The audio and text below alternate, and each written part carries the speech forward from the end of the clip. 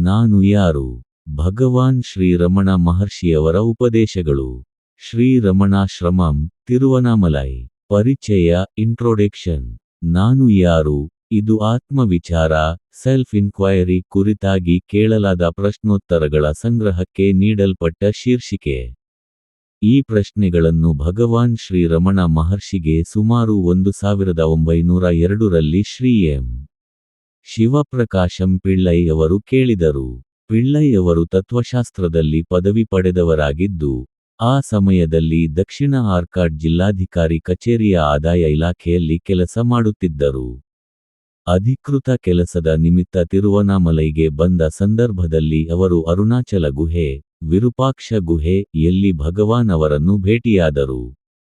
ಅವರು ಭಗವಾನ್ನಿಂದ ಆತ್ಮ ವಿಚಾರದ ಬಗ್ಗೆ ಮಾರ್ಗದರ್ಶನವನ್ನು ಕೇಳಿದರು. ಆ ಸಮಯದಲ್ಲಿ ಭಗವಾನ್ ಮಾತನಾಡುತ್ತಿರಲಿಲ್ಲ. ಮಾತು ಬಾರದ ಕಾರಣದಿಂದಲ್ಲ, ಮಾತನಾಡುವ ಆಸಕ್ತಿ ಇರಲಿಲ್ಲದ ಕಾರಣದಿಂದ. ಆದ್ದರಿಂದ ಅವರು ಪ್ರಶ್ನೆಗಳಿಗೆ ಬರೆದು ಉತ್ತರಿಸಿದರು. ಶ್ರೀ ಪಿಳ್ಳೈ ಅವರ ಸ್ಮರಣೆಯಲ್ಲಿ ಮತ್ತು ದಾಖಲೆಗಳ ಪ್ರಕಾರ ಒಟ್ಟು 13 ಪ್ರಶ್ನೆಗಳು ಮತ್ತು ಅವುಗಳ ಉತ್ತರಗಳು ಇವೆ.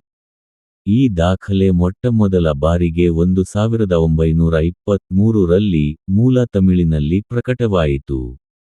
ಅದರೊಂದಿಗೆ ಭಗವಾನ್ ಅವರ ಕೃಪೆಯಿಂದ ತಮ್ಮ ಜೀವನದಲ್ಲಿ ಸಂಭವಿಸಿದ ಅನುಭವಗಳ ಕುರಿತು ಶ್ರೀ ಪಿಳ್ಳೈ ಅವರು ರಚಿಸಿದ ಕೆಲವು ಕವಿತೆಗಳನ್ನು ಸೇರಿಸಿದ್ದರು.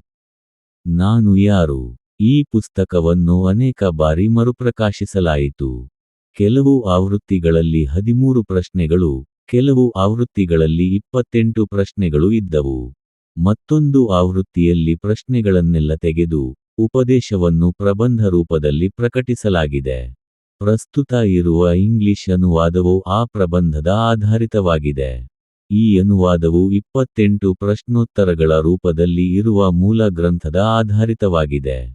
ವಿಚಾರ ಸಂಗ್ರಹಂ, ಸೆಲ್ಫ್ ಇನ್ಕ್ವೈರಿ ಮತ್ತು ನಾನ್ ಯಾರ್, ಹೂ ಆಮ್ ಐ ಇವುಗಳು ಭಗವಾನ್ ಸ್ವತಃ ತಮ್ಮ ಶಬ್ದಗಳಲ್ಲಿ ನೀಡಿದ ಮೊದಲ ಉಪದೇಶಗಳಾಗಿವೆ.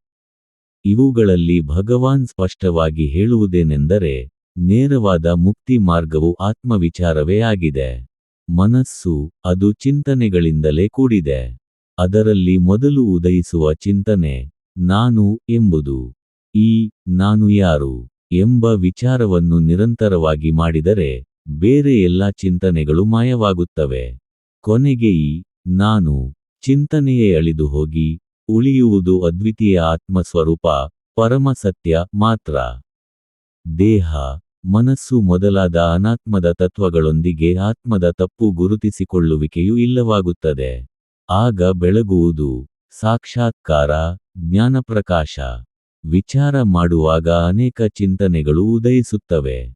ಆದರೆ ಅವುಗಳನ್ನು ಅನುಸರಿಸದೆ, ಈ ಚಿಂತನೆ ಯಾರಿಗೆ ಬಂದಿದೆ ಎಂದು ವಿಚಾರಿಸಬೇಕು. ಇದಕ್ಕಾಗಿ ಅತ್ಯಂತ ಜಾಗರೂಕತೆ ಮತ್ತು ನಿರಂತರ ಅಭ್ಯಾಸ ಅಗತ್ಯ.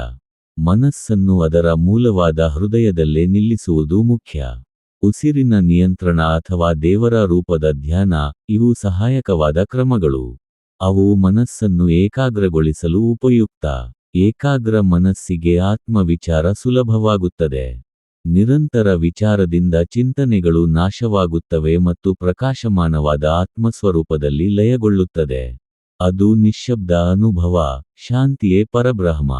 ಓಂ. ಈ ರೀತಿಯೇ ಭಗವಾನ್ ಶ್ರೀರಮಣ ಮಹರ್ಷಿಯವರ ನಾನ್ ಯಾರ್ ನಾನು ಯಾರು ಎಂಬ ಗ್ರಂಥದ ಸಾರಾಂಶವಾಗಿದೆ.